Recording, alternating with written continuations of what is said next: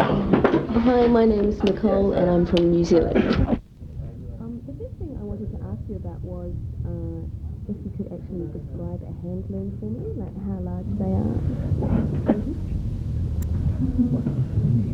Oh, Nicole.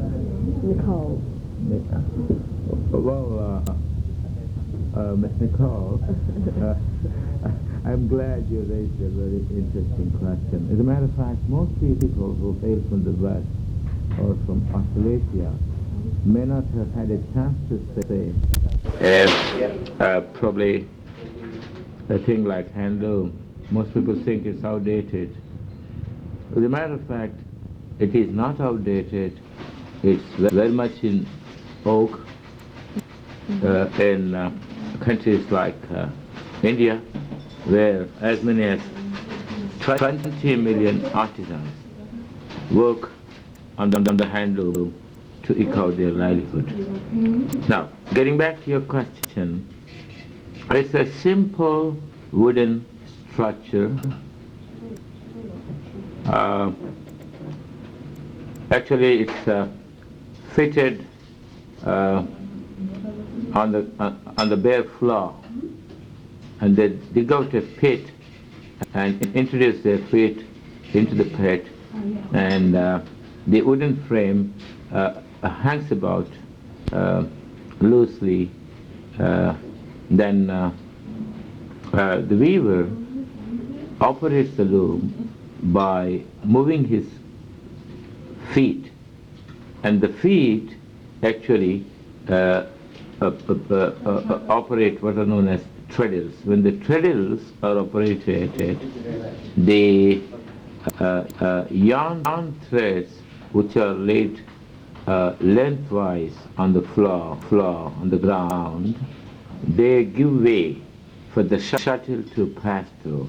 And the shuttle contains what's known as a pern, and the pern has thread woven around it. And hand weaving is a process which can be described in brief terms as the interlacing of the lengthwise threads known as warp threads by widthwise threads known as weft threads. Some people who call this as the shuttlecraft of good old traditional eras. They also call this process as woofing, the interlacing of threads by arranging thread by thread widthwise. The lengthwise threads are laid out stationarily, whereas yarn threads are woven widthwise, thread by thread, for the length of the width. You mentioned that the handloom has technical superiority. Why is that? Well, it's simply because the machine has been programmed to perform only a few functions, whereas the handloom weaver is also a designer himself. He conjures up pictures of various colors, various patterns in his mind, and then tries to translate them into action by weaving cloth accordingly.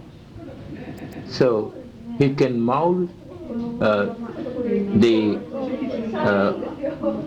cloth the way he wants. He can color the cloth the way he wants, whereas the machine simply cannot do it all the time. Probably some automatic looms or some shuttleless looms can produce cloth in alluring colors which have been devised by CAD or CAM, the computer aided designing process or the computer aided manufacturing process. Whereas every piece, every centimeter of cloth woven by the handloom weaver is painstakingly done through his imagery. So he can introduce at any given part of the cloth a particular color scheme by dyeing it the way he wants to. Then he can bring in motifs, he can bring in booties, he can ornament the cloth the way he wants to. Machine cannot do it because it has been programmed to do only a few things. I was wondering how long it takes to produce a garment on a handloom. Appreciate, I don't really follow you. Can you kindly repeat the question, please? I was wondering how long it takes to produce one garment on a handloom. How many hours it takes. Well, here you may have to tell me what you mean by a garment. Is it a lady's dress, or a man's nightgown, or a floor covering, or just a simple shirt? Can you kindly spell it out for me? Perhaps a floor covering? Well, again here, it depends upon the size of the floor and how it is covered. Broadly speaking, a handloom can produce up to 8 meters of cloth per day. And please remember that the handloom weaver does not work by himself and all alone. When I say handloom weaver, I mean the whole family of the weaver. Because the wife is engaged in the pre-loom or post-loom operations. Sometimes she provides relief to her husband by taking over the weaving process herself. And the children, this is one industry where you find a large number of women and children working. And it's actually family work. It's an occupation for the whole family, and probably the women of the house would be spending more time in attending to various items connected with weaving or processing than she does in attending to domestic chores. Now, please imagine how time-consuming this hand-weaving process is. The whole day they go on working from day dawn to day dusk, and most weavers may not be working in the night because in the cottages they may not be having power supply. So from day dawn to day dusk, they would probably be able to produce about 8 meters of cloth on average. And when I say 8 meters, I refer to cotton cloth. If it is animal fiber cloth like silk, it's different again. They may not be able to produce that much of adage because there is more ornamentation there, and then the weaving process is very slow. And for the whole day's work, they get paid virtually pittance, less than $1 US. And this is what the whole family earns. Gosh, do they then sell the fabric to a manufacturer, or do they make the garments themselves? A major chunk of weavers are living below the poverty line, and they usually work for a middleman. The middleman could be a merchant, he could be a master weaver, he could be a wholesaler or an agent who buys cloth and then supplies it to stores in different cities, or maybe ships it abroad. And so here there is exploitation of labor. Out of 100 weavers, probably less than 5% of these artisanal families can afford to go to the markets and buy the raw materials like cotton, thread, like jerry, like lurex, like the dyes to color the yarn before weaving the fabric. And if they do it on their own, they'll be able to make quite some money. And that will fetch them not $1 a day, but probably it will fetch them $4 to $5 a day for the working days. But that's only 5%. It's minutesimal compared to the 95% of U.S. families who depend on the middlemen to get work and to eke out their livelihood by carrying on their profession. So there's exploitation. And usually this is a rural industry. And people who run large stores in cities are people who are fashion designers in Japan, United States, France, Germany.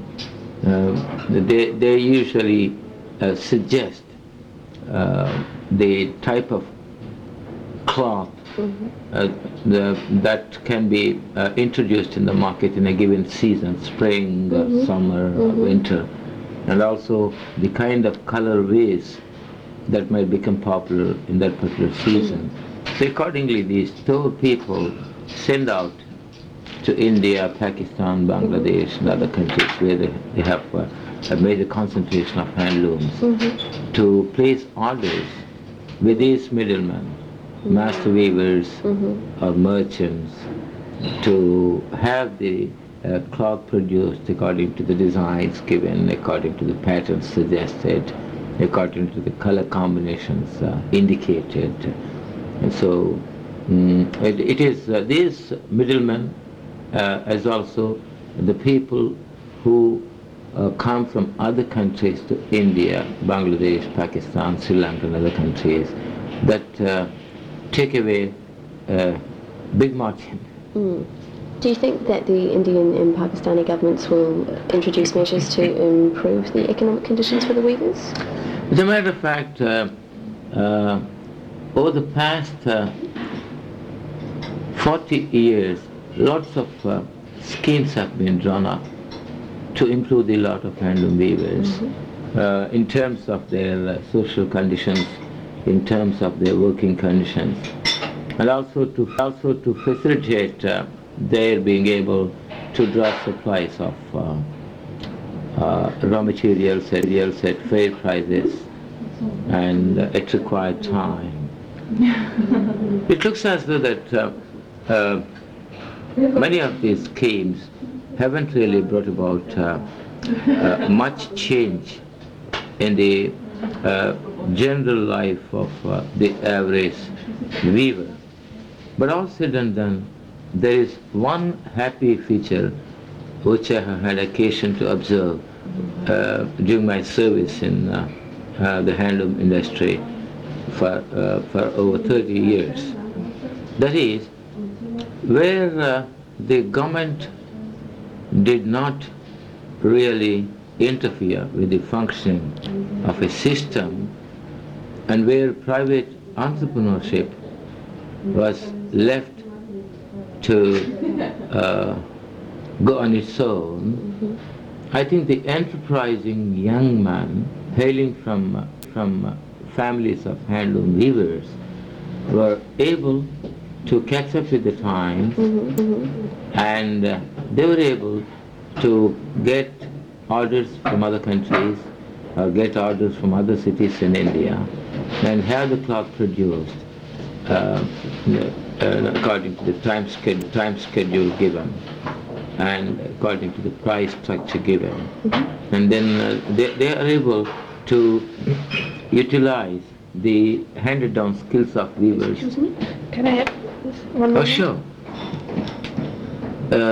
and then they are able to execute the orders on time. It is these people who have really made a big contribution in keeping the industry going. I think the private sector has thrived well, and weavers who have been working for this section of middlemen have risen from the poverty line, and I think they are now able to buy not only transistor radios but also probably television sets, and some weavers could even afford to buy two-wheelers like scooters, and they're able to send their children to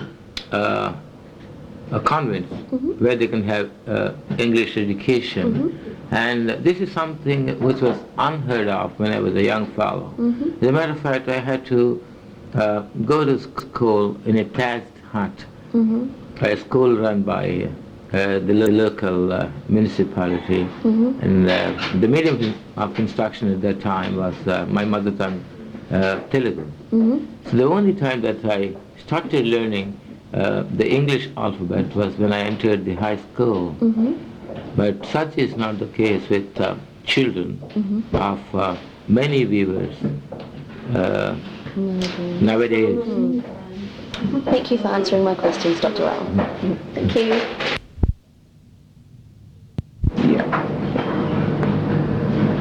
Right, Doctor. You say that the sari is a traditional Indian cloth. Clothes usually have a practicality reason behind them. So what was the practicality of the sari? Well, the reasons are manifold, in the sense that number one, the climatic conditions in India are favorable for women to wear a sari. It's not really too cold. They usually prefer to wear saris because of the comfort they give, and then the freedom to move about, and then the time it takes to wear is much little. And then there is ornamentation in the sari, and then there is the color part of it. It comes in beautiful colors. So they like to wear saris for this reason. As I come from England, I get to meet a lot of Indian people. In your piece of writing, you say that the Indian ladies wear sari all over the world. Is this to maintain their Indian tradition, or is it just through habit? Well, number one is the force of habit, and number two, they want to they want to look ethnic. Right. And then number three, it's part of the cultural ethos of the people. You may appreciate the point that no matter where one lives, one would like to keep the old traditions, and one may not like to forget the cultural patterns handed down to them from ancient times. So probably these are some of the reasons, I think. Yeah. I have one more question. The sari cloth in your piece that I've just read, it says it's a triangular piece of cloth, but it has no stitching. How does this come about, and why? As a matter of fact, some people look at the sari as the wonder of wonders, because there are no stitches anywhere. It comes straight from the loom and onto the body of the wearer, the lady. And the interlacings are done through the nimble fingers of the weaver, and it's not, it's a ready-made garment, but not made on the machine, but made by hand, without using scissors, without using the stitches anyway. Why is it made in a rectangular fashion? Because it would seem to be an irregular shape to wear. Because it facilitates, it comes in big length. Usually it comes in lengths varying from 5.5 meters to about 7.5 meters, and they are wound around the lady's body through several folds. So in order for the lady to have so many folds, it has got to be quite lengthy and rectangular.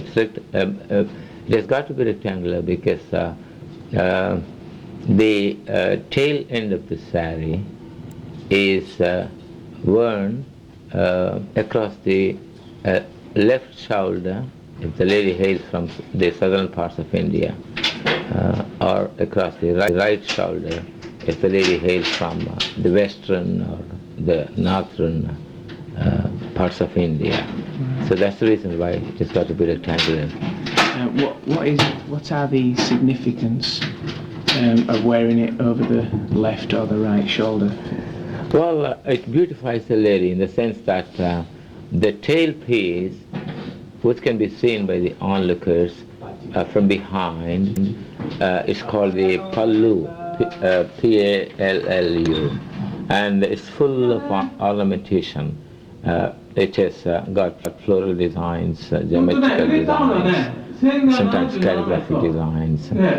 So it has many colors over there. So the lady appears very attractive to look at, and that's it. Are the sari, do they come in a standard size, or are they made for children and for adults? Yes. For children, the lengths are only up to about 2.5 to 3.5 meters for the dress. Whereas for ladies, the length varies from about 5.5 meters up to 7.5 meters, because the lady covers her whole body with the sari. Right. Whereas children, they have the upper garment and the lower garment. Right. And adolescents might even have either similar pattern or have this cloth stitched into dresses. Some of the modern young girls may prefer to have dresses modeled after the Western dresses. Right. They come in two pieces. Yeah. Do the wearers of the sari, do they make the cloth, the fabric themselves, or is it done by a manufacturer and purchased by the wearer? Well, in India, there are people still living, and a large number of them live in the northeastern states of Assam, Arunachal Pradesh, Meghalaya, Nagaland, Mizoram, Manipur. There, every woman, no matter to what caste, creed, religion she belongs to, has got to learn to weave a fabric by hand. It's happening even today, and it will be a disqualification for a lady to get married if she doesn't know how to weave cloth by hand. As a matter of fact, any bride over there is expected to make the bridal wear with her own hands. She's also expected to make dresses for her would-be partner in life. In other parts of India, handloom weavers produce cloth to eke out their livelihood, turn their bread, and this is commercial. Whereas in northeastern states, mostly it's non-commercial. But nowadays, thanks to the encouragement given by the government of India, even in northeastern states, much cloth is being produced commercially, and it's being exported to other parts of India, even to other countries, displayed at national handloom expos. We've had these expos in the past years in Japan too, and also in the United States and the continent in Europe, so on, in Australia. Now, all said and done, the fact remains that a major chunk of handloom cloth produced in India is commercial in nature, and weavers toil all through the day only to earn a square meal, whereas it's the middleman who takes away much of the profit. Yeah. It's a pity, isn't it? It's usual though. Yeah. The fabric that the sari is made from, does that differ in any way from the clothes that make up Pakistani clothwear? Well, in the Indian subcontinent, much of the handloom cloth produced is by using natural fiber, like cotton, then animal fiber like silk or wool. Right. There are a handful of weavers in the subcontinent there who are using nylon, nylix, tetron, tetrax, polyester, polypropylene, and other man-made fibers. They're also using blended fibers like cotton plus wool, or cotton plus silk, or cotton plus terylene. And these blended fibers, or the man-made fibers, are used generally for the production of shirting cloth or the pant cloth.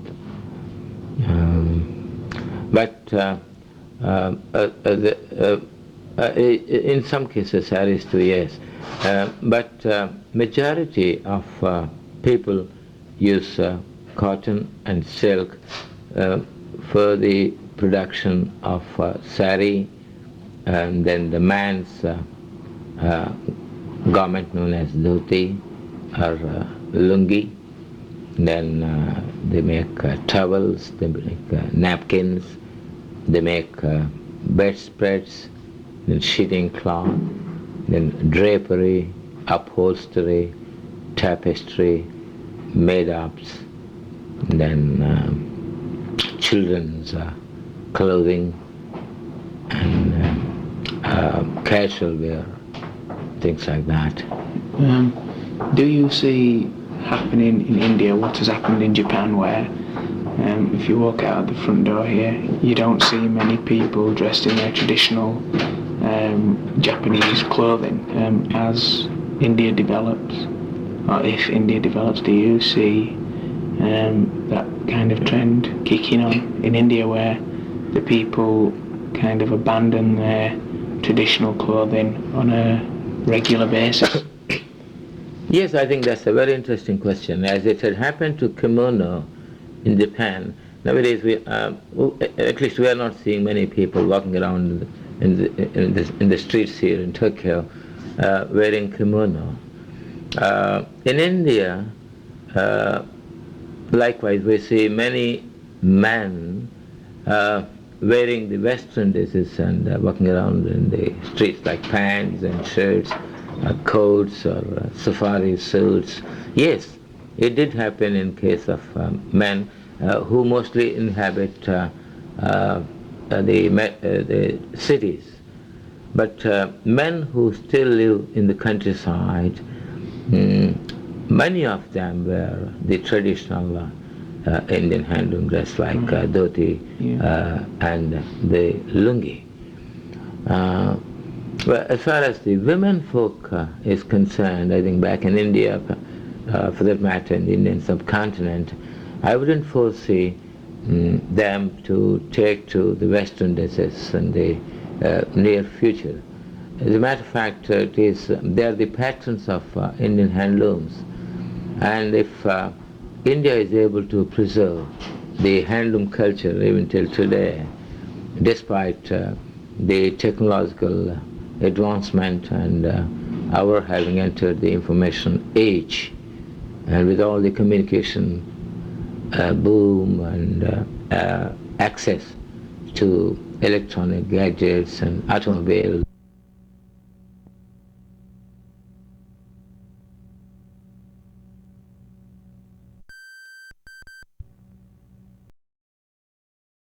Automobiles and probably fast pace of life and things like that, the average Indian woman still sticks to her traditional habit of wearing the sari.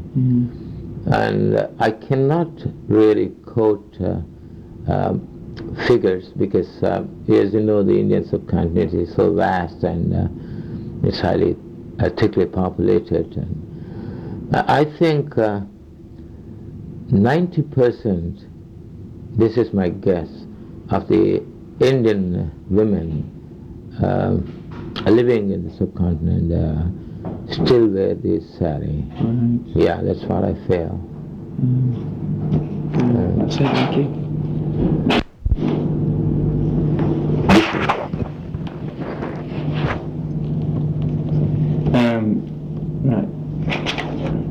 Right, Doctor. I'm Dr. Rao. Well, I noticed that you have an interest in Rochdale in Lancashire, you know. When you were discussing your cooperative subject, I actually live around 20 miles from Rochdale. It's quite an unfashionable place now in England. It's regarded as because of the tradition that they did have for the mills for cloth. In fact, the whole of Lancashire is kind of a graveyard for mills that produce cloth. They're half empty now. Basically, this is all because of technological advancements.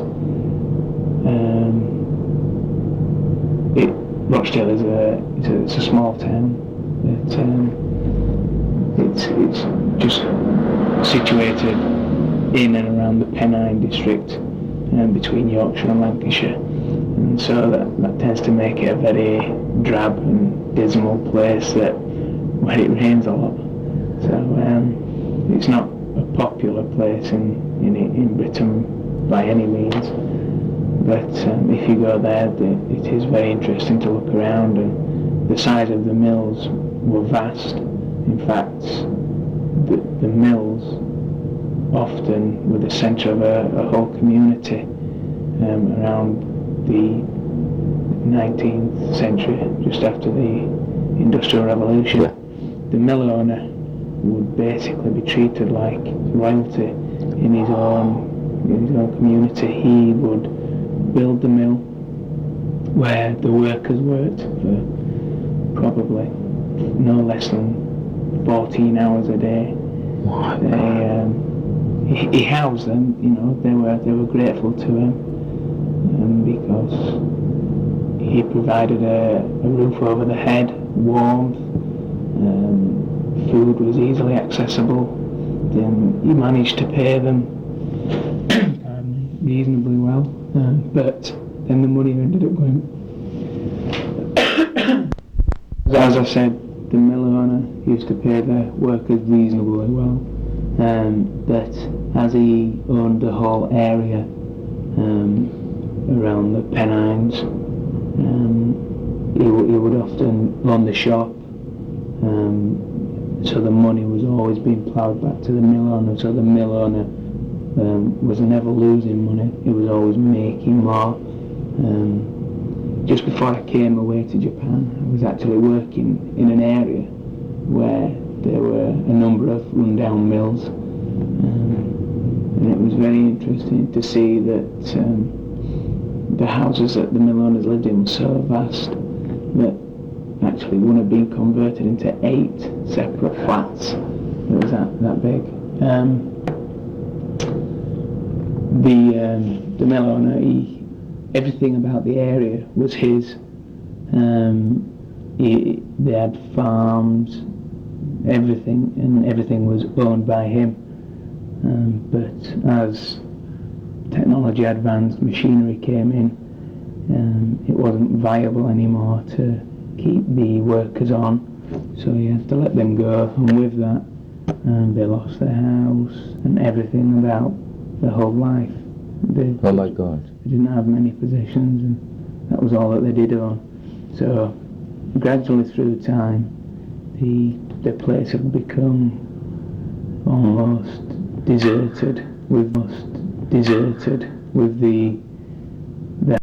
they had farms, everything, and everything was owned by him.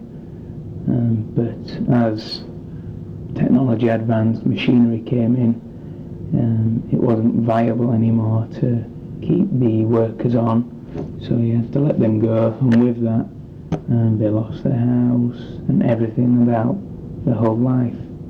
Oh my God. They didn't have many possessions, and that was all that they did own. So gradually through time, the place had become almost but then the money ended up going. As I said, the mill owner used to pay their workers reasonably well, but as he owned the whole area around the Pennines, he would often run the shop, so the money was always being ploughed back to the mill owner, so the mill owner was never losing money, he was always making more. Just before I came away to Japan, I was actually working in an area Rolling down my cheeks as I was hearing you. That's the kind of fascination I had. Because it was home to world's cooperative movement at one time. And then mills came up, and cheap labor was being exploited, and then the middlemen were trying to make a quick buck, and then at the end of it they left the laborers in lurch. So when I use the word fascination, I was really moved, much moved. Now, can you kindly tell me, did you ever see a cooperative society there in Rochdale? Is there a society at all now? Because that was home to world's cooperative movement. The first cooperative was started there. Do you have a cooperative now in Rochdale?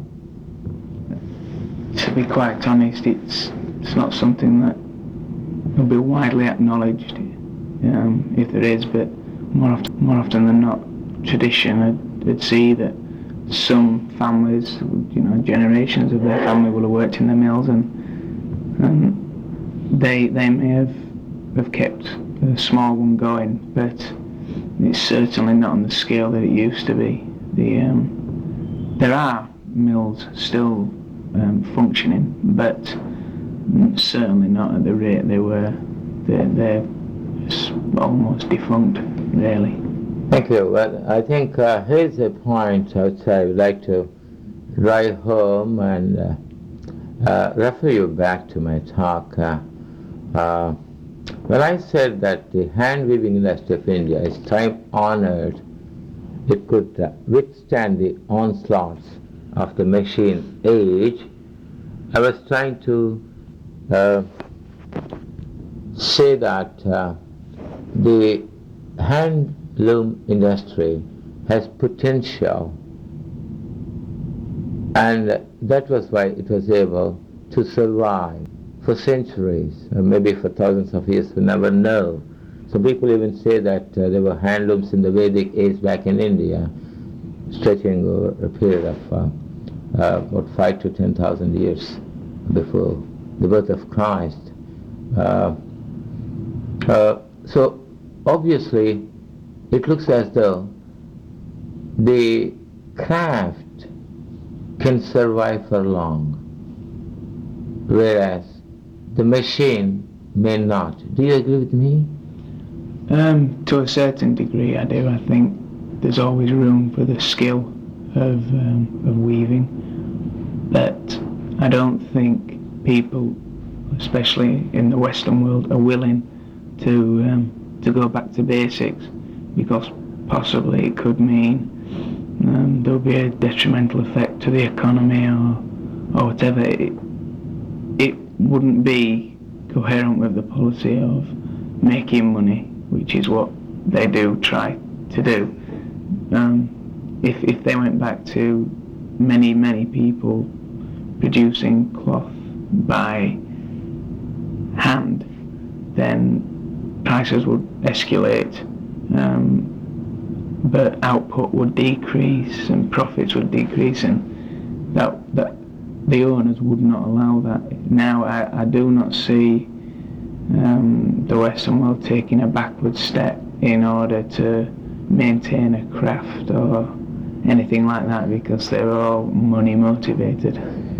Yeah, but then all said and done, the fact remains that in the next millennium, people are likely to keep on toying with modern gadgets. But who are all these people? Mostly they inhabit cities, they're townsmen.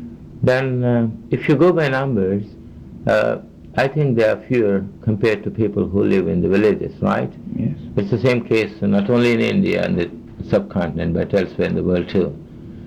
Now, how are we going to provide succor to these people living in the villages? Because they're the majority, right? Yes, but How do they make a living?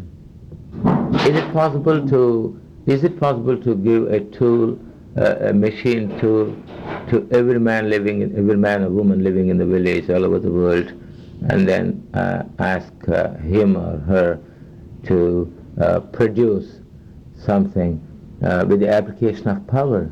Is it simply possible? Because we need a lot of electricity, I see where you're coming from. facilities, That power is a problem, but they are looking to find new ways of producing power rather than ways of reducing the usage of current supplies. They're always looking for the bigger, better thing. It's a good point to make, but I really can't see a stubborn inventor wanting to sit down and say no more. There's another point which I thought I should bring to your attention. If everybody in the village also wants to produce something by using electricity, then who is going to till the land? Who is going to produce food for us? You're exactly right.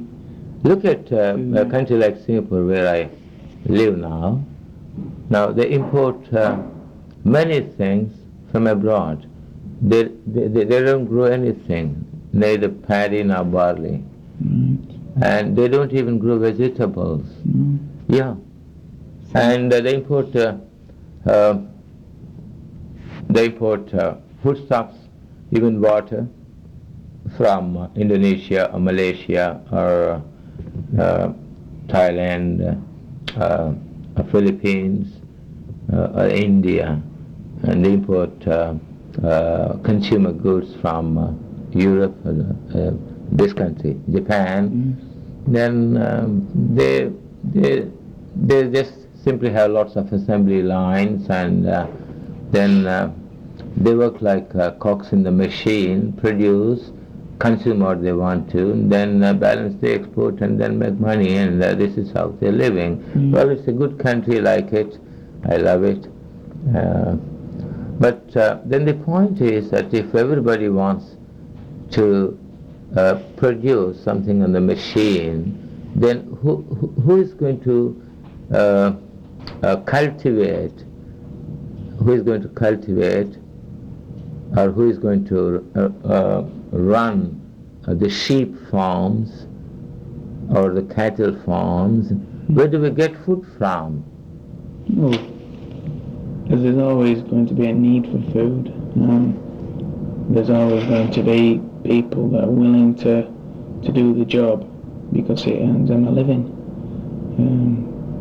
There is a trend in England where many farmers are having to take on smaller jobs themselves to subsidise their income because farming just isn't paying the bills.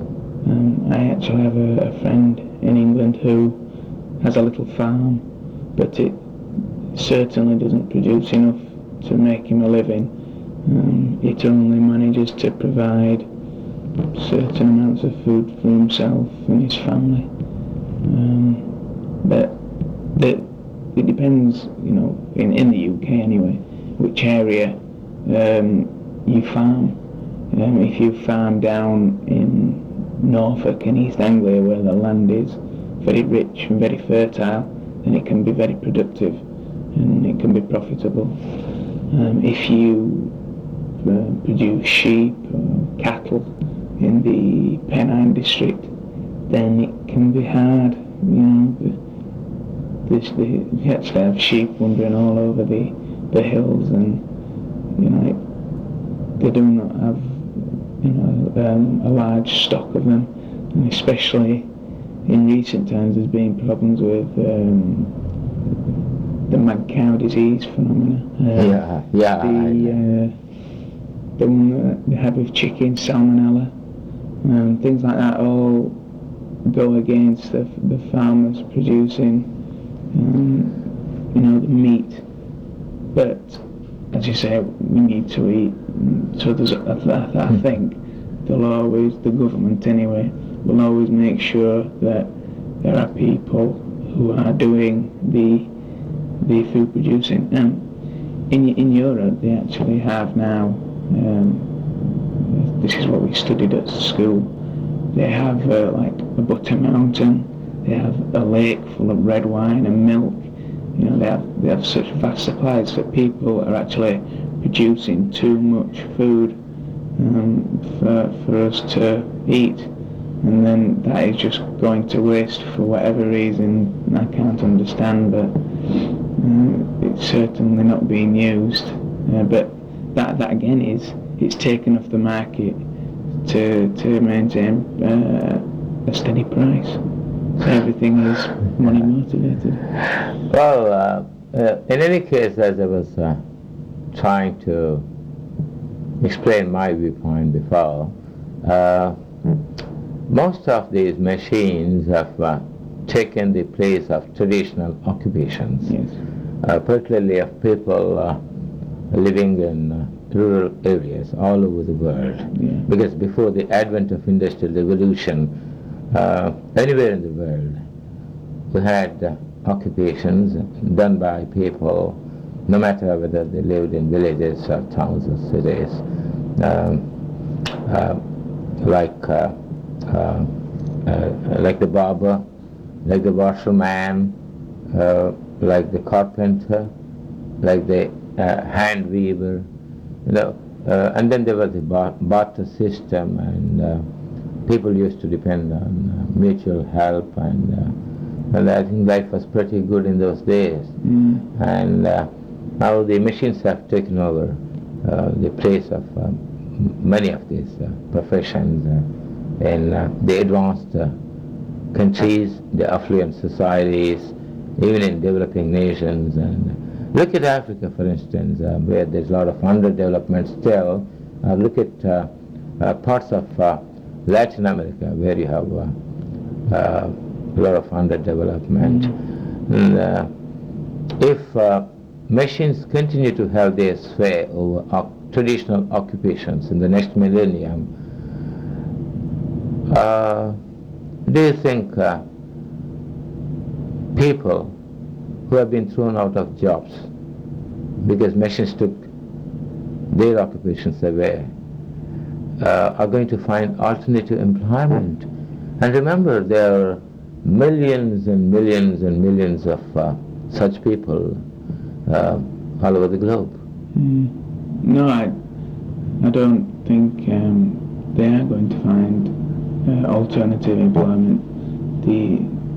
Certainly not in the field that they want, if they want to go back into the same area career-wise. I don't think that will happen now.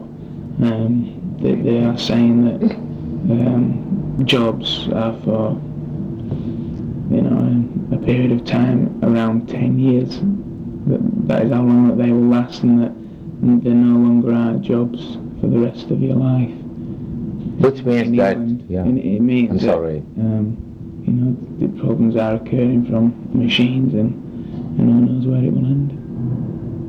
So obviously, you seem to be agreeing with the point I made, that there is going to be underemployment, underutilization of the traditional skills. Yes. Now I think there already is a lack of skilled jobs now. I mean, a skilled worker in the UK will get paid many more times more money than an ordinary machine worker just doing the same or producing the same item. Yeah. No, so it boils down to the point that in place of the handed down skills which the traditional families of people living in the villages used to inherit from father to son, unpaid for. They never had any schooling, no investment, only their brain and the inheritance that used to fetch them their living. Now, if that is disbanded with by the modern the modern civilization and the trends of lifestyles, then don't you think it cost them a fortune? I mean, it cost these people belonging to traditional families. Yes. It cost them a fortune to have a schooling and then acquire new skills to run machines. Where did they find money to go to school or acquire skills which are very expensive? They simply don't find money, and then in the intermittent period before they acquire new skills to run the machines, they have to live somehow. Yes. And they are not backed up by any savings. Don't you think it's going to be a very big problem in the next millennium? I think it is, yes. Thank you very much. Because, as a matter of fact, over the past few years, this was one thing I was bogged down with.